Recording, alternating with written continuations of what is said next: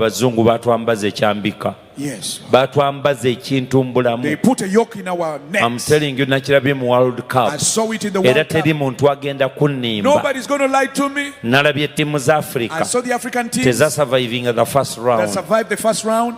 Why? Lwaki? Ngate twalabye abazanyi abaddugavu We saw nga bazanyira France. black players playing for Yadde nabo France. era tebasobodde kugenda ku No, they final. were also eliminated. Ekyo nakyo kirimu ensonga nja kikubuulira. I'll tell you that. Kubanga baddugavu Because they're black. ate basambira mawanga ago agaga bakubye. They are playing for those nations. So bali abasajja bagezi nnyo. Those people are smart. Bakuyita They call bagambye Bampe nti jangu eno Mbappe come. myaka ebiri bamuwa okusambira e Spain 2 years he's playing for Madrid. gyabadde asambira. So ne bamusoma They read ne bamanya engeri gy'asambamu They x-rayed him. They ne knew. bane gye basamba. And now his Kati ate ne teammates, beekuŋŋaanya ne bagana kagugende Bufalansa. They gathered and said, Yagenze okujja nga bamumanyi by the time he came, they knew how he plays. ne bakuuma oyo obudde okuziba. They marked him like Yalemeddwa crazy. n'okutebayo He goolo even emu. failed to shoot on target. Natunulidde bakooki bonna. I observed all the coaches. Nalemedde okulaba kooki omuddugavu I failed to see an African coach akookinga kooki ttiimu ziziri. coaching European. N'enkivumbula obuzibu I bwaffe discovered a problem is our mental. endowooza zaffe Wano up hither, wano up here.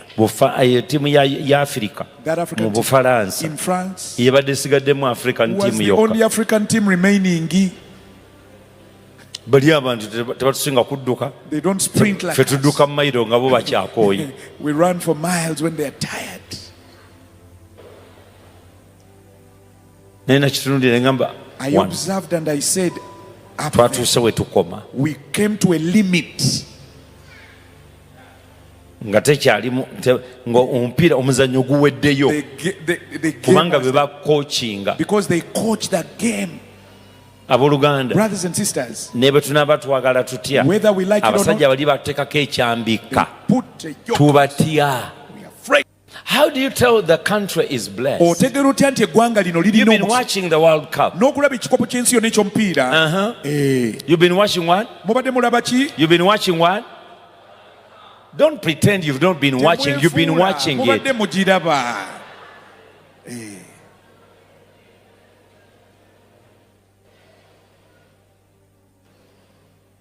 But you look at a country, Otunulira ensi. Mexico was hosting Mexico with yategese Canada, ne Canada. but America has taken over the show Naye America yeefuze byonna yeriko. because its stadiums Ebisaawe are byayo not compared with anybody. tobigeraageranya ne byabalala. And I was watching, many of you are watching on TikTok and others. Bangi mulaba ku I TikTok. watched people who came from Europe Nalabye abaava e who Bulaaya had been watching these news, these fake news, abaali balaba amawulire agatali matuufu mu who always America. report America is down, America the wansi, economy is down. Blah, ebyenfuna blah. bibi.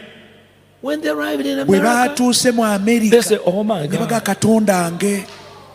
they have emptied all their suitcases. Keesi zaabwe zonna With bazikalizza ne bajjamu engoyi ze The bazze nazo. clothes they brought from Europe, Engoyi ze bazze nazo okuva e Bulaaya they have taken out. baziggyeemu mu keesi. They are buying ranch Bagula ranch, cheese. bagula cheese. because it's so cheap. Kuba mu America wa layisi.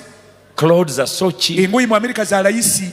Pizzas, you walk in a supermarket and the whole of this floor is pizza, Nga floor namba pizza za kulya. frozen pizza. Pizza eziri frozen. They say, oh my Ne God, baga Katonda nge. these people, Abantu beeno. look at the roads. Laba enguudo zaabwe. Look at how big the cars. Laba emmotoka zaabwe eziri ennene. Maama. Somebody has been lying to us. Bulijjo batulimba.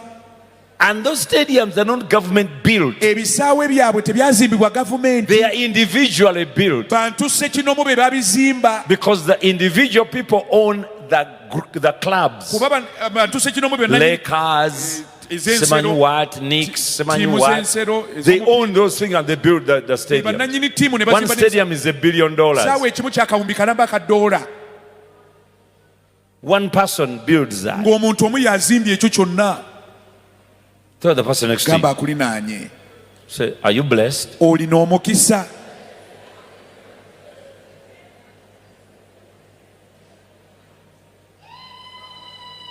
Child of God, Mwana Katonda. do you know that when you are blessed Okimanyi nti bw'oba olina omukisa and you become a blessing, n'ofuuka n'omukisa eri abalala you can save a nation? osobola okulokola eggwanga eddamba From destruction. n'olitaasa ne litazikirira. Oh, okay, Kale, okay, kale. okay.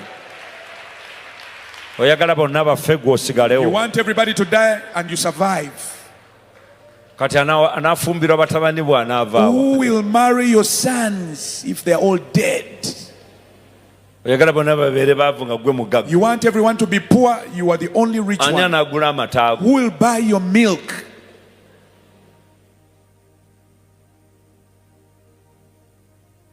Huh? Raise your hand and say, I am blessed. Wanike mikono gamba nina omukisa. Say, bless me, Lord. Mukama mpa omukisa. Bless me indeed. Era ddala omukisa. One of the ways you're going to overcome emu ku ngeri gy'ogenda owangula those who bewitch you abakuloga is enlarge your compound. ng'ogaziiza oluggya lwo. Abooluganda gano ge mazima. Brothers and sisters, this is the truth. Abalogo balogera mu access. Which is bewitched by access. Nga basobola okutuukako. Bw'oba tolina wontuukirako If you cannot access me, eddogolo terikola. your witchcraft is null ate and void. naddala lubaale w'abaddugavu Especially black. n'amayembe gammwe n'abacwezi bammwe Black magic. tebakola at a distance. Tebakolera wala. Era omuntu omala musemberera You need to come n'omubbako close. enjala Steal their n'omubbako nails, enviiri steal their hair. n'oteeka eddagala w'atuula Put shams where they sit. naye nga oli ayita mu helicopter. If somebody uses a helicopter, omulogera wa? how can you bewitch them?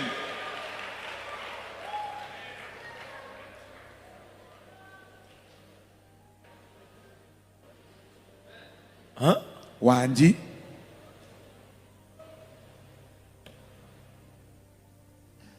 You can't. Tosobola. Era kyova olaba abalogo baka mugjeeko kano Which is a, get some point of contact. genda okwata enviiri ze Get their hair.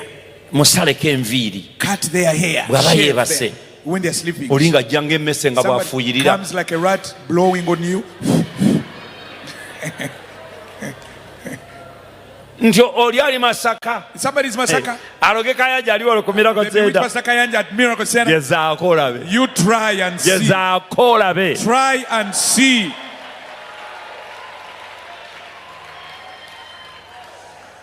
You can't. Tosobola. Kubanga bannayuganda muli balogo Ugandans, you're serious witches. naye terina omwalo ga Sudiiro. But no one bewitches Sudiri. Onoomusanga wa? Where will you find him?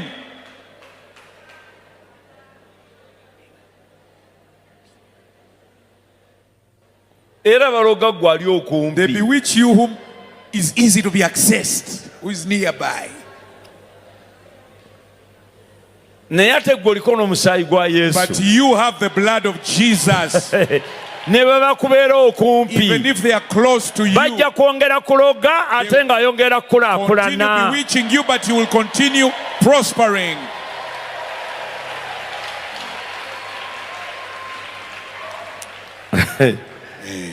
Lift your hands, say, Lord bless me. Wanike emikono ga Mukama mpa omukisa. Let me tell you, salvation is a blessing. Obulokozi mukisa. Salvation is a blessing. Obulokozi It is all encapsulated in one word, blessing. byonna ebyo biri mu kintu The God will serve Katonda gwe tuweereza. is a God who blesses Ye Katonda agaba and omukisa. is a God of blessings. ate Katonda ow'emikisa. That's why Jesus said, Y'ensonga Yesu yagamba. Jesus put it this way, Yakyogera because bw'ati. people couldn't get it. Abantu baali He said, tebakitegeera. I am come Nabwa najja that you may have what? mube na ki? You may have what? Mube na ki? You may have what? Mufune ki? Have life Mufune obulamu. and have it more. Mubufune nga bungi nnyo. God, you is afraid of blessing. Gw'atya emikisa, Life is supposed to be in obulamu abundance. bulina kubeera mu bungi.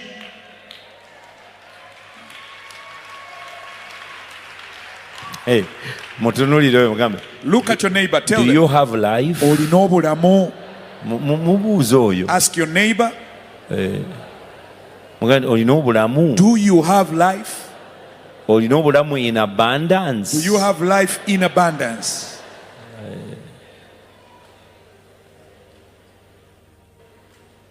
Olina obulamu in abundance. Do you have life in abundance?